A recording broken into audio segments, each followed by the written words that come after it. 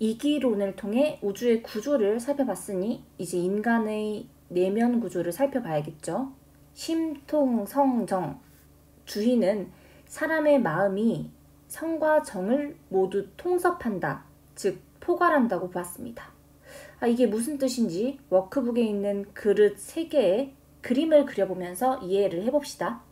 먼저 여기에 있는 그릇 자체를 심이라고 한다면 성은 이 그릇에 담긴 물을 의미합니다. 그리고 이 물이 외부 환경에 의해 움직이는 것이 정입니다. 이 정에는 바람이 불고 탁자가 흔들려서 이 그릇 속에 담긴 물이 흔들리는 것을 한번 그려 넣어 보겠습니다. 이처럼 주인은 인간의 마음이라는 그릇에 하늘이 부여한 성이 담겨 있다고 보았습니다. 그리고 이 마음속에 담긴 인간의 본성, 이 성이 외부 환경과 감응해서 작용하는 것을 정이라고 말을 합니다. 심통성정, 이제 이해가 됐죠? 마음이라는 그릇, 그 그릇 안에 담긴 인간의 본성, 이 본성이 외부 자극에 의해 움직이는 것, 그것이 정. 주인은 이 심성정 3가지 가운데 본성이 이치다, 성이 곧 이치이다, 성증리를 이야기합니다. 성증리 옆에 한번 적어볼게요. 인간의 본성이 하늘의 이치. 심이라는 그릇에 담긴 외부 환경에 의해 아직 발현되지 않은 이 본성이 하늘이 부여한 이치라는 건데요. 그럼 하늘이 부여한 이치, 인간의 본성을 조금 더 자세히 들여다봅시다. 주인은 인간의 본성을 다시 본연지성과 기질지성 2가지로 나눕니다. 앞서 이기론에서 모든 존재는 이와 기 2가지로 구성된다고 했죠. 원리와 재료. 여기에서도 본연지성은 기질의 영향을 받지 않은 순선한 것으로 모든 사람에게 동일한 본성을 의미합니다.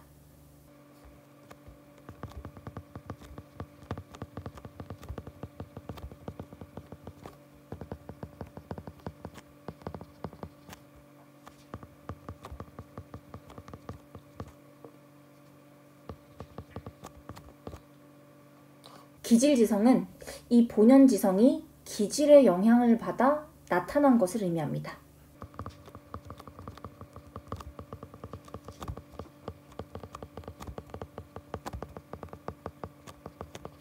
그리고 이 기질지성은 사람마다 달라지는 특성을 지닙니다.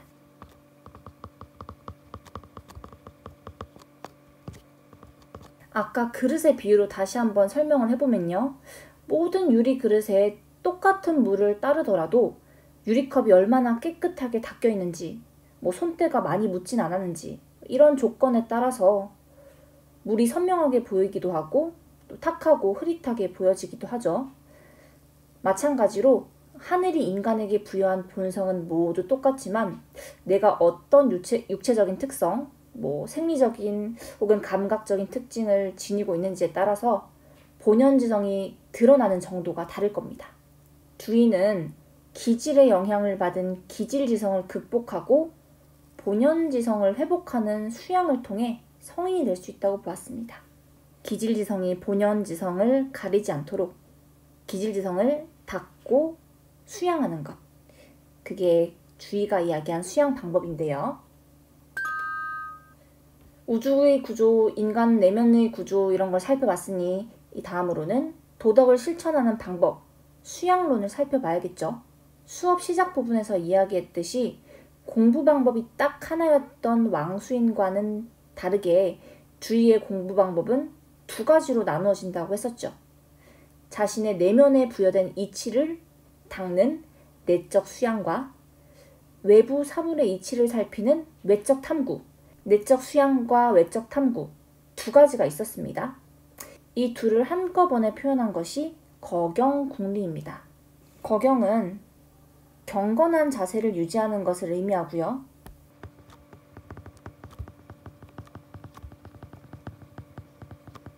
궁리는 사물의 이치를 탐구하는 것을 뜻합니다.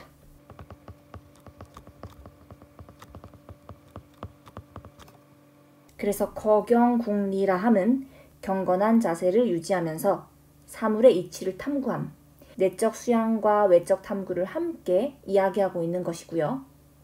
내적 수양인 거경의 방법을 좀 더 구체적으로 살펴보겠습니다. 여기 존양성찰이라고 적혀 있는데 뜻을 한번 적어보겠습니다. 존양, 양심을 보존하고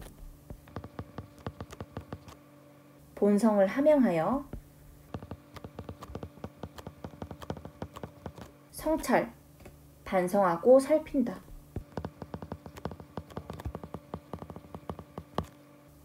즉 존양성찰은 우리에게 주어진 하늘로부터 부여받은 선한 본성을 잘 보존하고 살피는 것을 의미합니다.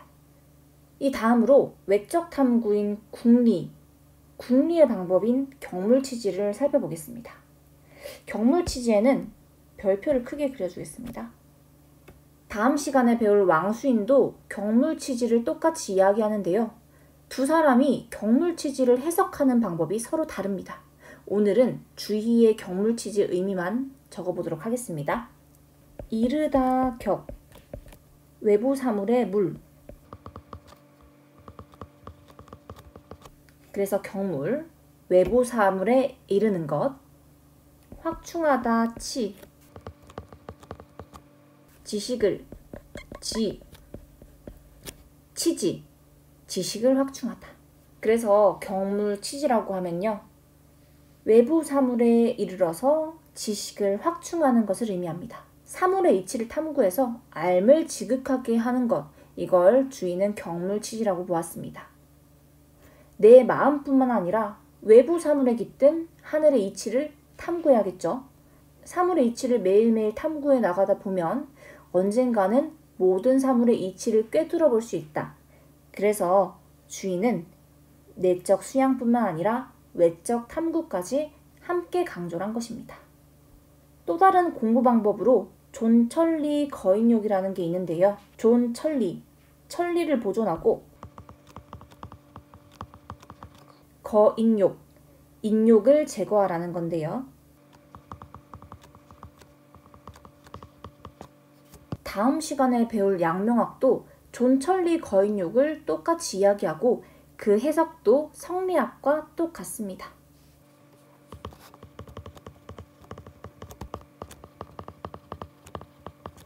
우리 공자맹자 순자할 때 유교에서 자연스러운 욕구와 욕망은 없애는 것이 아니라 절제하고 조절하는 것이라고 했었죠.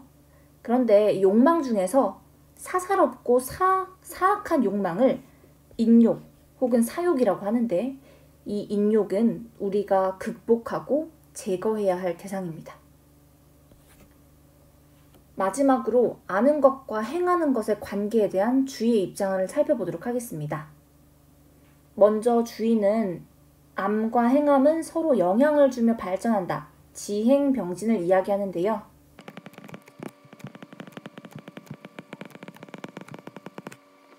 굳이 선우 문제를 따지자면 지식을 확충하는 것이 먼저, 그 뒤에 도덕적 실천이 따르는 선지후행을 주장합니다.